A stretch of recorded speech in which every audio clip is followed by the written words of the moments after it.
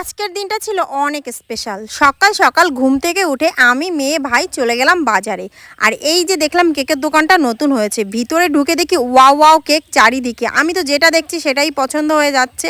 তারপরে চলে গেলাম ফুলের দোকানে। আজকে ফুলের দামটা একটু বেশি ছিল, আর ফুলও কম ছিল। না হলে ঠাকুরনগর মানেই হচ্ছে পুরো ফুলের মার্কেট।